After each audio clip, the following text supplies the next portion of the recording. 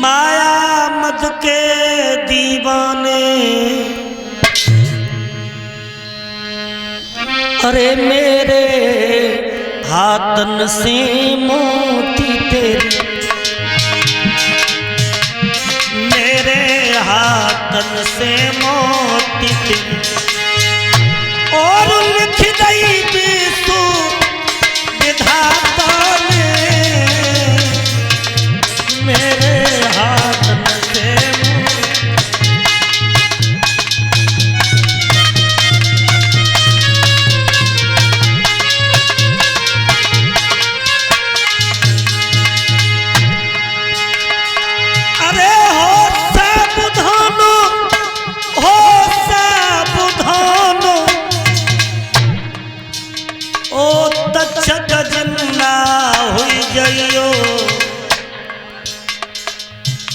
सात में दिना या दुश्मन यमपुर को तुम तो पहुँचइयो, सात में दिना या पापी को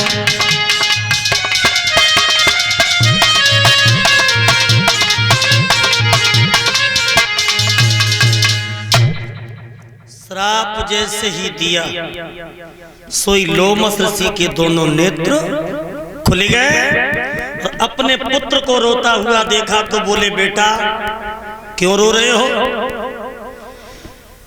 पिताजी, राजा परीक्षित जो हस्तिनापुर के आए थे, तुम भजन कर रहे थे तो तुमने नेत्र जब नहीं खोले थे तो राजा परीक्षित ने तुम्हारे गले में मरा हुआ नाग डाल दिया, तो मैंने उस राजा को श्राप दे दिया कि 7वें दिन वही राजा उसी सर्प के, वो 7वें दिन वही सर्प जिंदा बनकर के तक्षक बनकर के उसे डसेगा, उसकी मौत हो जाएगी। बोले, बेटा तुमने ये तो बहुत गलत किया। कितना अच्छा राजा, प्रजा को पुत्र के समान पालने वाला, प्रजा की रक्षा करने वाला, और उस राजा को तुमने जिंदगी मौत का फैसला सुना दिया। तो जाओ पुत्र, मैं तुम्हें श्राप देता हूं कि तुम मेरे बेटा जरूर हो, लेकिन श्रृंगी ऋषि ये मेरा श्राप है कि आज के बाद तेरी आत्मा में कभी शांति नहीं आएगी। अपने पुत्र को ही श्राप दे दिया है। मेरी माता बहनों भाइयों, और ये भी कहा कि बेटा राजा परीक्षित को अवगत करा दो कि 7वें दिन उसकी मृत्यु हो जाएगी।